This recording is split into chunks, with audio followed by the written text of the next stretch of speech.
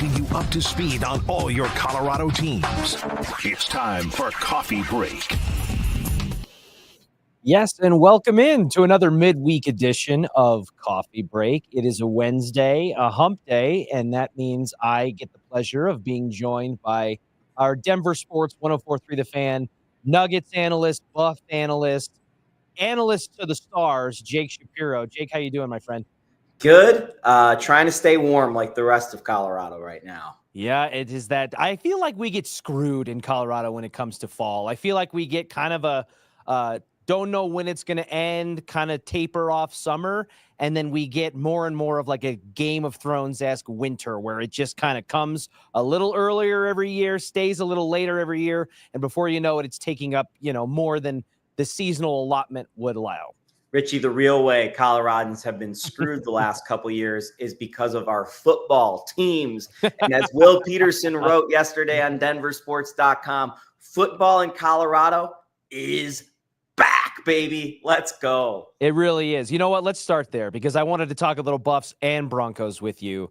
When it comes to Deion Sanders, I'll admit that I fell victim to some of it as well, in a sense of really genuinely questioning and wondering what Prime's plan and his mindset would be like after this season, regardless of the outcome, because of the departure of his two sons and his adopted son in Travis Hunter. We talked last week about his daughter's situation on the basketball team changing and kind of going in a different direction there, and all of the national attention and hype that would then bring other suitors with potentially deep pockets as well, and what that might bring. But I'm starting to cool on that. I really have come around the last couple of weeks that I don't know that Deion, and largely because of his own comments, is looking to lift up his kickstand and leave anywhere from Boulder. What do you think? Yeah, I thought yesterday was a really interesting comment, as you alluded to, Richie, by Deion Sanders, who said, "My kickstand is down in Boulder." I don't know if you're an avid bike rider, but I'm the biggest bike rider on our staff. I bike everywhere. I don't even own a car. Richie, how long does it take to move up a kickstand? 4 seconds if you do it slowly. Yes, correct. So I thought the phrasing there was interesting, and I was curious whether or not the phrasing there was intentional in terms of I might be leaving soon, right, or it was intentional in the sense of I am publicly negotiating for a larger amount of money and an extension I feel I deserve. You have to also remember who was in the room yesterday for the Colorado Buffaloes.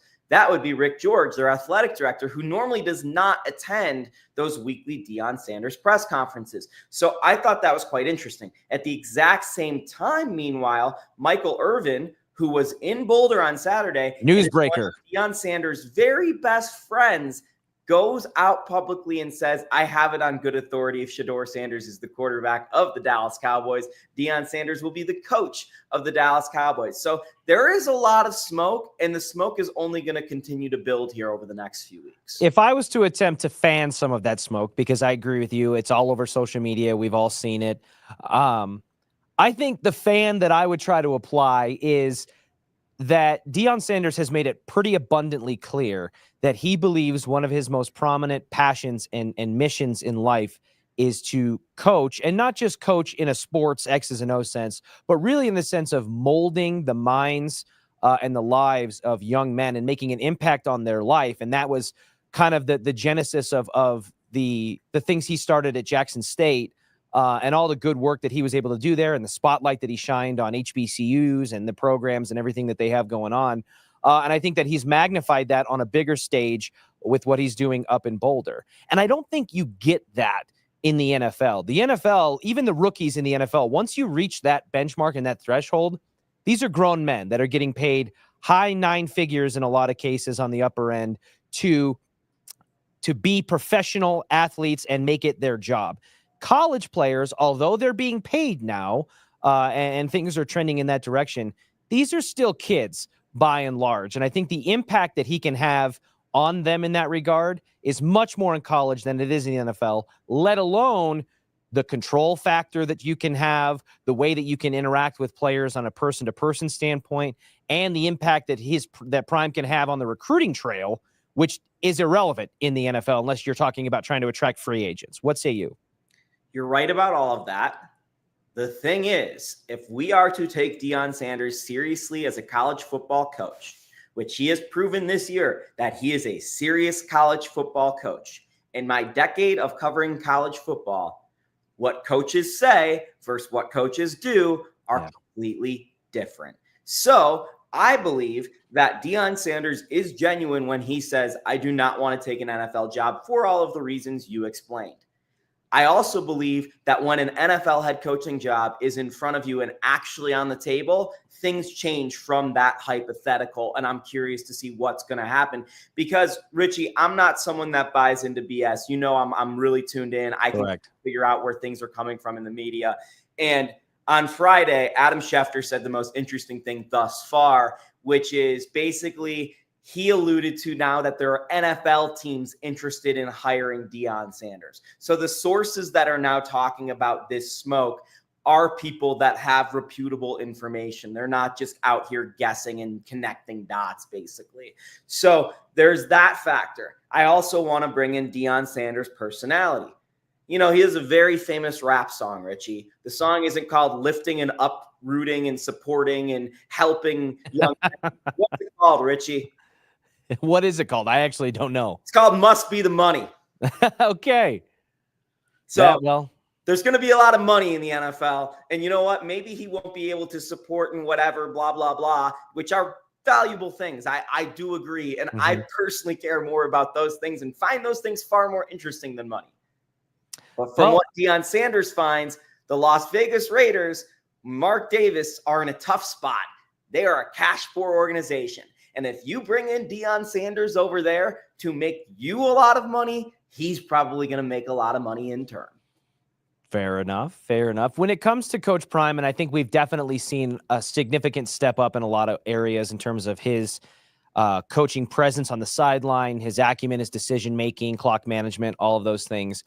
Do you still view Deion Sanders the way a lot of people did, I think, when he first got to Boulder, and the way a lot of people who are maybe detractors or people who are trying to zag the other direction would call him more of a figurehead head coach or a celebrity coach or really just an ambassador, public face of the program more than a true football coach? Do you still view Deion Sanders similar in that regard? I don't want to use those words. I would say he's a really hands-on CEO.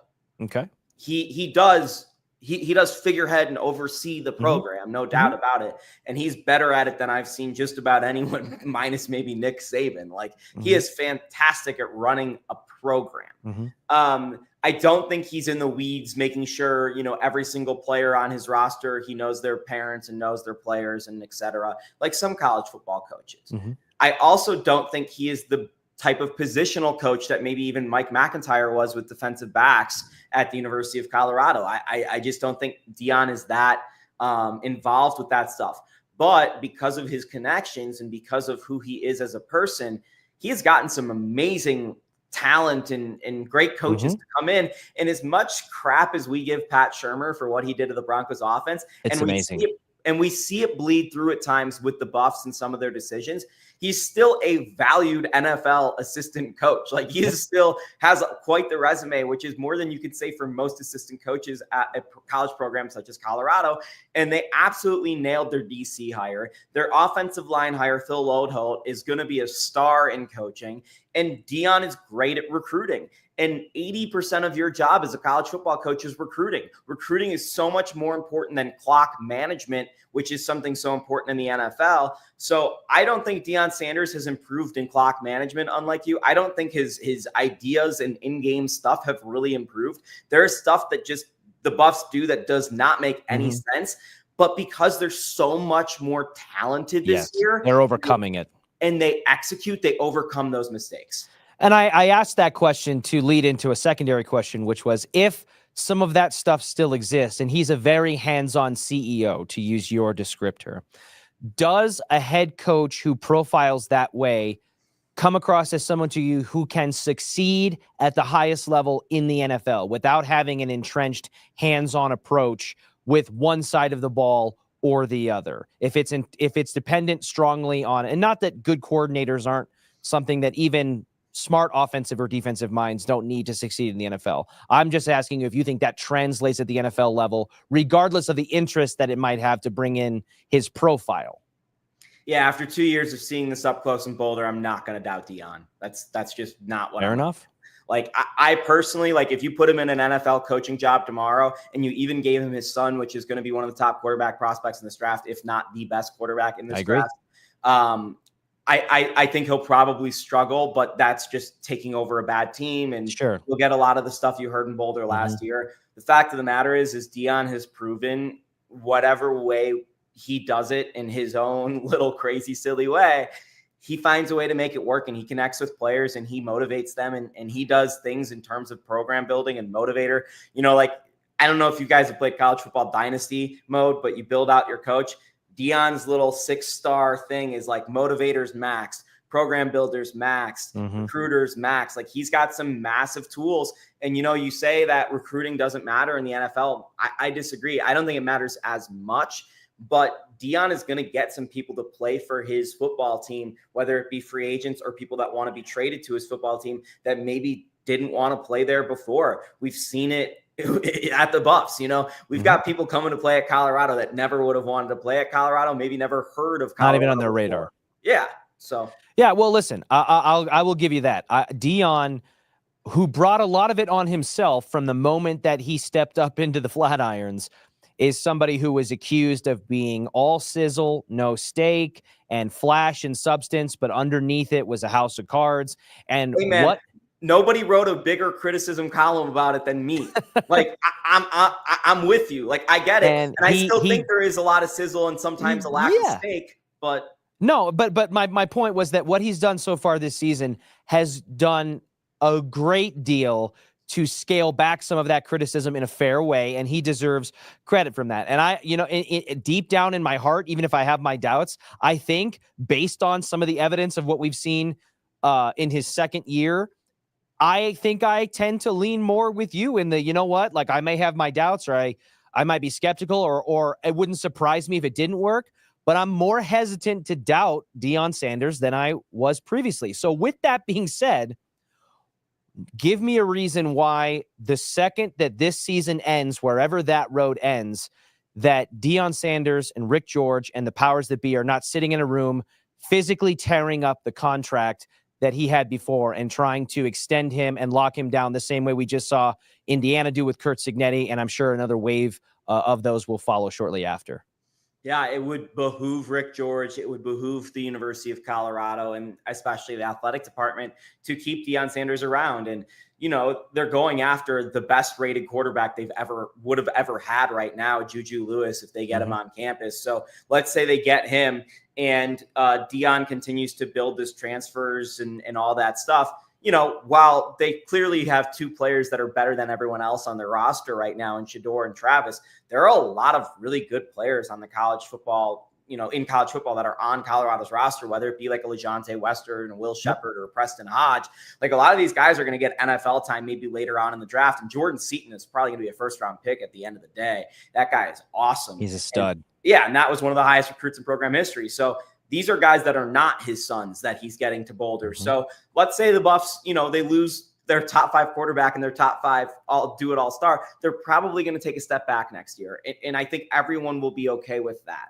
But if Deion is signed up for 2 more years, which is his current contract, but you're assuming an extension, let's just say 2 more years, take another little step back next year, maybe you only win 7 games, and then you explode the year following with a sophomore quarterback that's highly regarded and all these pieces around. So I'm quite interested in keeping Deion in Boulder, and I see the future as possibly pretty bright still. And I think Deion has a lot of reasons, as spelled out by himself, to stay in Boulder because he genuinely likes it.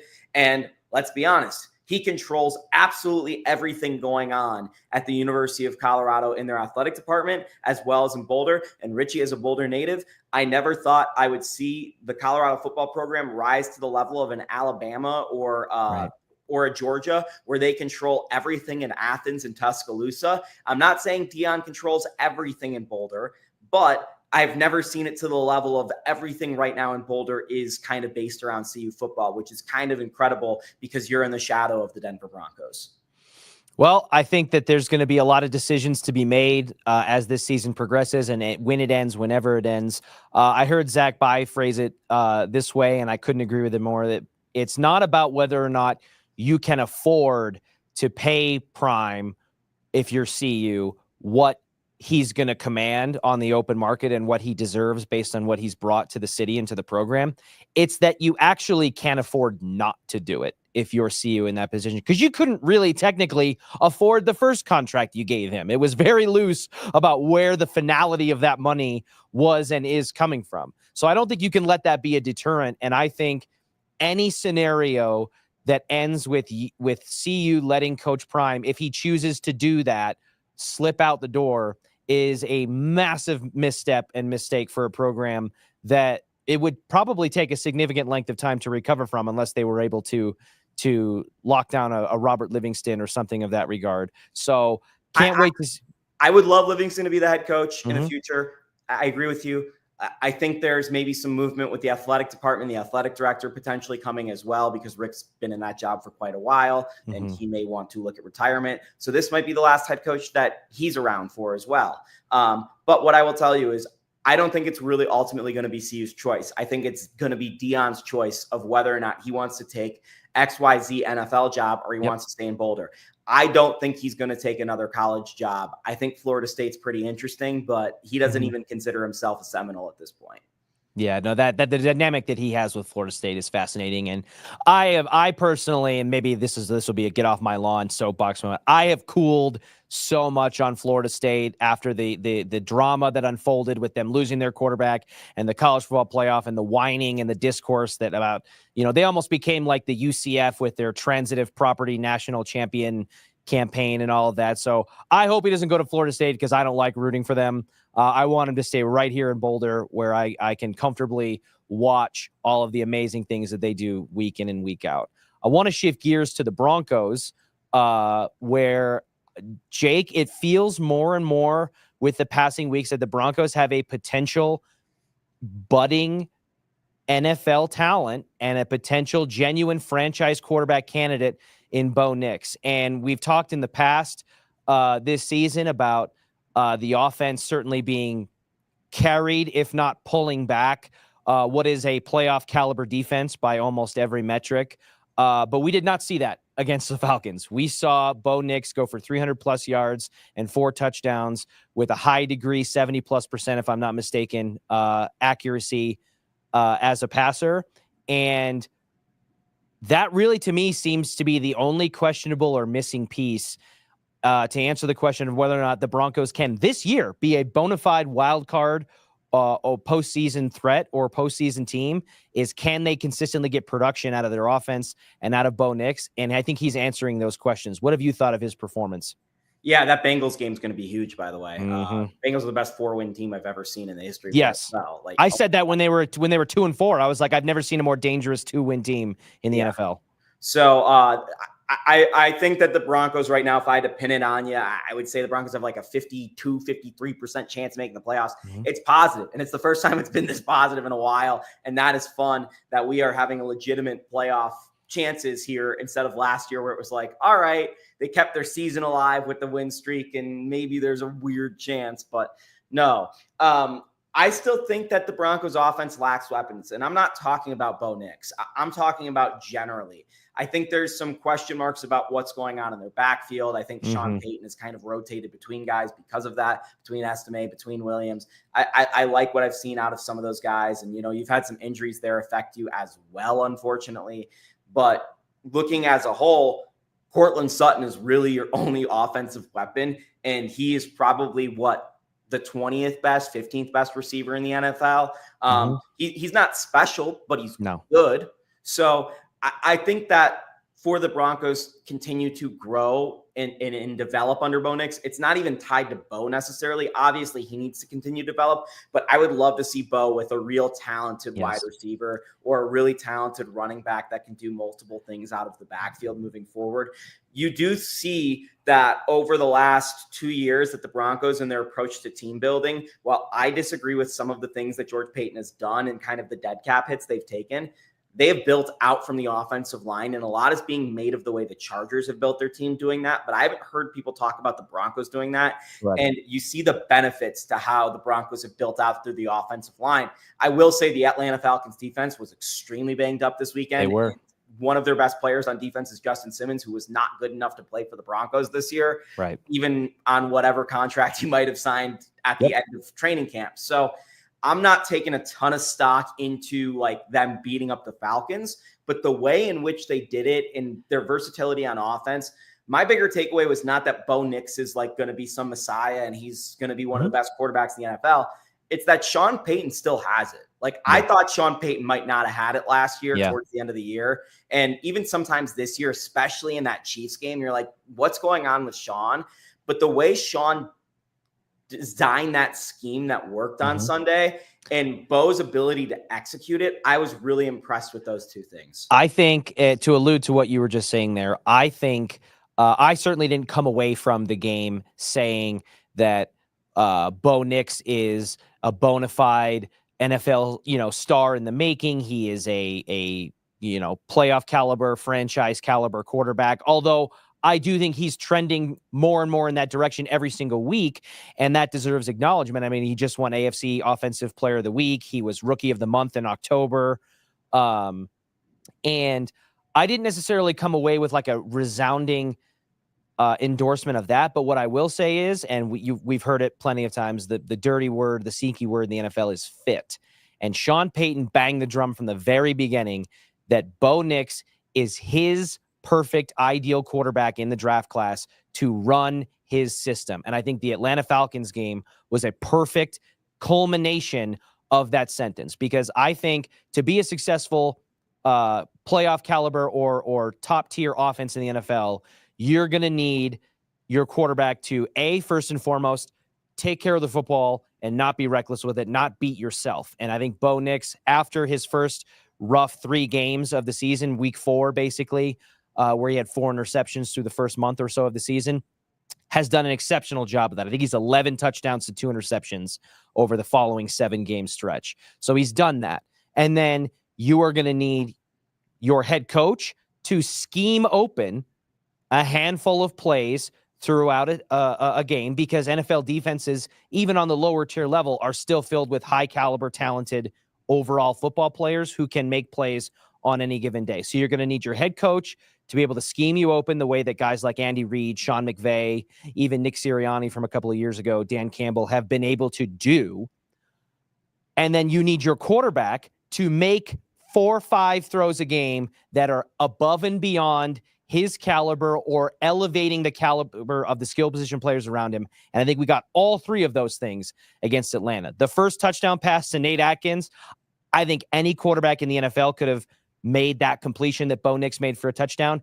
And within the least pat myself back on the way possible, I'm going to say I might have had a chance to head toward the pylon on that specific play because of how wide open it was. But there were that throw to Vele over the middle right before halftime, that was a top tier NFL quarterback throw that if a Patrick Mahomes, a Lamar Jackson, a Matthew Stafford type player makes that throw, Jared Goff, who's an MVP candidate, it's wow, look at that. That's what we're talking about. And Bo Nix made some of those throws. So while I still have certain question marks, and you still have to take in other factors like the injuries on defense, like the fact that that we haven't seen it as consistently as we'd like yet, I think they're trending in that direction. I think it's absolutely reasonable for Broncos country, Broncos fans, and for us in the media to have wild card playoff expectations for this team this year based on the position they're in with who they have in front of them. Yeah, if Richie Carni's playing tight end instead of Nate Atkins and Jake Shapiro's playing wide receiver for little Jordan Humphrey on Sunday, we both score touchdowns. Like there was 2 just unbelievably schemed plays for the Broncos there. And I kind of enjoy Sean Payton running up the score. Not kind of. I do enjoy Sean Payton running up the score and running the trick plays in that one game. Like, that's fun. I'm all for it. If you have a problem with it, play better. Like, stop them. Yeah, stop them. This is the NFL. Yeah, this isn't Little League. So, I agree with you on most of that. And, I just come back to Bo and I look at what the Broncos ran. And like the first 3 weeks, they were running a lot of stuff that he ran up at Oregon. And since it's more developed into stuff that we've seen Drew Brees do when Sean was with New Orleans. So I think that you see the growth with Bo. I don't think that you're going to see a giant year 1 to year 2 leap with Bo that a lot of people are going to expect just because of he's a little bit older. I agree. And by the way, he's played a lot of football this year. A lot of year 1, year 2 leaps happened to guys like maybe Drake May. Mid-season. So, but in terms of expectations, I currently am not going to put the expectation of making the playoffs on the Broncos when my expectation coming into the season was not that. I win 6 games. Yeah. And to me, a successful Broncos season is that Bo Nix looks like a very solid NFL quarterback, the quarterback that you're going to have here for the next several years. So this season, regardless of record, because I would say that my floor for expectations for this season, if I was to go absolute bottom basement, this is a team that should go 9-8 and end the drought of losing seasons that we've seen since 2017 and forward, because you've put yourself in a position to be 5-6 games in the win column at this point, and you have a fairly reasonable expectation of winnable games with Oakland, Indianapolis, and Cleveland coming up to where it shouldn't be out of the question to go 2-1 in those games, if not 3-0, barring some catastrophic collapses, and then you've got some tough tests still on the back end, like the Chargers, the Bengals, and even the Chiefs at the end of the season at home, depending on what they may or may not be playing for. I understand what you're saying, and I kind of look at it similarly in terms of where we're at now, but going back to where we were and the Broncos and their dead cap number and the talent and the lack of talent, honestly, on this roster, if they're seriously finding a way to be 9-8 with this roster and a rookie quarterback, maybe they were right for keeping George Paton, and maybe everyone at the Fan was wrong for wanting to fire him. I'll put it that way. Yeah, I know the shine on George Paton is starting to glimmer back a little bit with the emergence of guys like Nick Bonito and others, and some of the free agent acquisitions that they've made. On the way out, Jake, I want to touch on a little Nuggets here, because you cover the Nuggets just as closely as anybody in this market. And it's a program, it's a franchise that you're very tied deeply to. What did you make of the bounce back performance that we saw last night? Russell Westbrook, Brody making history, first player to hit 200 triple doubles in NBA history. And overall, what were your thoughts about the team's second follow-up appearance without Nikola Jokic? Yeah, I don't know if people know this, but I think 10% of the triple doubles in the history of the NBA ever recorded are on the Nuggets roster right now between Russ, Jokic. I think Jamal and AG have 1 or 2 or 3 or something like that. So that's quite interesting. And, it's an interesting stat, but something that people didn't really think about before the last 20 years. So it doesn't have maybe the longevity as oh, this guy's hit 714 home runs. You know what I mean? Yeah. So it's fun. And Russ has been a lot better than I thought he was going to be, and this is the thing, Richie, is I still question the fit come postseason time. Sure. But he has unequivocally been responsible for 4 of the Nuggets' 8 wins this season. They've played 13 games, and the half of the wins they have, he is responsible for half of the wins that they have. Without his contributions, I don't think they win those games. And any win without Nikola Jokic on the road is a great win for the Denver Nuggets. I thought Jamal Murray looked a lot better last night. And though Porter is struggling to shoot the ball from deep right now, I think Porter is finding ways to contribute a lot better. I agree. I think that his inside presence in the mid-range and under the basket, he had a high shooting percentage there. And I think that is going to be a key element of his continued growth and development as a max player in the NBA and as a core member of this Nuggets team, is diversifying his portfolio in that regard. When it's not happening from 3, you have to be something else. We can't see the Michael Porter Jr. that we've seen in years past, even during the title run, where it's cherry picking outside the 3-point line. And if it goes in, great. If it's not, we're going to reset it up again in a few possessions. Yeah. Again, I've said this a million times on the Fan, but he's a lot more of a complete player. And last night is a game where he displayed that he is useful on the basketball court without even hitting his threes. I will say as well that the Nuggets were in a tough situation last night, not even without Nikola and Aaron Gordon, but Vlatko Čančar gets hurt in that game, and we don't even know his status yet, which would be a pretty devastating loss if he's significantly hurt, by the way. I think that is one of the reasons why they low-key didn't win a title last year. Then they get into some foul trouble with Dario and Peyton late in that game as well, and they have to call on Zeke Naji and DeAndre Jordan in a weird spot. So they just battled and grinded in the grindhouse that is Memphis, and some of the numbers look horrible, some of it is not pretty, but ultimately you have a 1-2 road trip where Nikola Jokic doesn't play a game and you're still in the NBA Cup picture coming home to play Dallas on Friday. I ultimately think that's a win of a road trip. You said, hey, any road win without Nikola Jokic is great. I'll take it further. Any win for the Denver Nuggets without Nikola Jokic on the floor is in some ways a statistical anomaly, considering when Jokic is not on the floor, the Nuggets have the worst offensive rating in NBA history. And when he's on the court, they have the best. And that to me is what cracks me up so much when we have these MVP discourses, because MVP stands for most valuable player. I cannot think of a more telling way to assess the value of a player than by putting up the offensive rating when he's on the floor and when he's off the floor being the best and worst in the history of an entire league. I don't know how you could sum it up any better than that. And I will say too, something that was crossing my mind during that game was Calvin Booth in the front office took some gambles this offseason on moves they did make and chose not to make, especially when it came to their secondary unit, elevating Christian Braun to the starting role to replace KCP, but also acknowledging that he was kind of your main driver and your engine on the bench unit. When the name of the game is surviving the non-Jokic minutes and being able to lighten the burden on the starting unit during the season so that they cannot be ground to a pulp and lethargic the way we saw them in the postseason this past year, to see Russell Westbrook and Dario Saric not only playing meaningful minutes, but taking and making meaningful shots in the final minutes of that game was encouraging to me.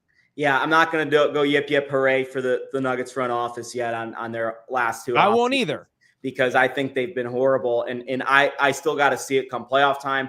I got to wait it out a little bit more, because I do think that last night Dario finally made valuable contributions, but it's game 13. Long overdue. It's long overdue. And, again, Russ is a minimum contract player. The amount they're getting out of him is phenomenal, but at least he's not tanking them. Historically with Russ, teams seem to like him for a couple months, then teams seem to not like him. So we'll need to see how that plays out. Additionally, your point about MVP. Nikola Jokic misses the last three games, right? And we see how rough it looks for the Denver Nuggets. Do you know how many games Joel Embiid has played this season, Richie? How many? 3. Oh my gosh.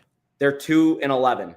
And yeah, and I saw that piece in The Athletic about that Shams Charania and others contributed to, about the discourse with the coaching and Tyrese Maxey basically calling him out and it being all that. What a disaster. And this isn't cherry picking Embiid or Philly situation. This is just looking at the last 2 MVPs in the league. And it goes to show you, by the way, how valuable actually Joel Embiid is, because they cannot win without him, even while having Tyrese Maxey and Paul George, who are 2 far better players to surround Embiid with than what the Nuggets have in Jokic. Mm-hmm. So it just really goes to show you that a star basketball player may be even more valuable than a star quarterback in the NFL, because these teams look completely incompetent without these guys. Yeah, no, I agree with you. It is a concern. It is one that we know and have known for a while, even by just using your eyes without looking into any metrics or statistics. But it's one that we are going to have to live with and just keep our fingers crossed that it doesn't culminate the way it did in this past postseason, where the load was just too much to bear. And as far as Nikola Jokic goes, I guess I already said you don't need a better case in terms of most valuable player or assessing the talent of a player. But let's not forget that it wasn't that long ago that Nikola Jokic took what the United States of America deemed to be the greatest collection of basketball players that they could offer and went even with them on the court, on the world stage, only to watch his team get absolutely eviscerated by them the second he sat down on the bench. So I have high hopes for this Nuggets team. I think that any team that has the greatest player in the world like Nikola Jokic and some of the ceilings in terms of the supporting cast that the Nuggets have has a chance to make some noise. But it's not. I don't think it's going to be the prettiest road at times to get there. Yeah, I really want to see what it looks like Friday against Dallas again, because that was one of the best games I've seen so far across the NBA this year. One of them, by the way, was last night with Cleveland and Boston going head to head. But I want to see how it looks on Friday night. And AG probably not expected to be back yet for that contest. But unlike the last home game, which was also against Dallas, where they did not have PJ Washington and Derek Lively, those two players are probably going to play for Dallas. So we're going to see a full board Dallas team against likely the Nuggets with Jokic, but without AG. And I think they're going to have some significant issues out on the perimeter and trying to stop Kyrie, Clay, and Luka all at once, which is something that did play out in that last Dallas game, but Nikola was just so good that it didn't really matter. I do think that the thing that's getting lost here in whatever's going on with Jokic, which I think everyone has kind of put 2 and 2 together here, is because the Nuggets had those 5 days off and then they had a 3-game road trip kind of over an extended period. The next Nuggets game is Friday, which means Nikola will have gotten 12 straight days off, which is pretty significant in my mind, because if you look at when the Nugget season ended to when he reported to Olympic camp, and then when Olympic camp ended to when he reported back to the Nuggets, 12 days off is about the amount of time he gets in an off season. So he may come back looking completely different, which is so important because he had been playing 40 minutes a night in the first 10 games. So the Nuggets are going to go as far as Nikola Jokic goes and as far as the cast around Nikola Jokic allows them to take them. But so far, Richie, he's having the best basketball season we've ever seen out of anyone. And I really respect the Nuggets for maybe giving him the time that he deserves to do some things that he needs to do away from the court, because he has meant so much to this franchise and city, as Michael Malone talks about almost every night now on a nightly basis. And also, by the way, Friday night's game, Michael Malone, if the Denver Nuggets win, will pass Doug Moe on the all-time Nuggets coaching wins list. That 432 hangs from the rafters at Ball Arena. So 433 and counting for Malone or whatever it might be will probably hang from the rafters one day right alongside Nikola Jokic's number.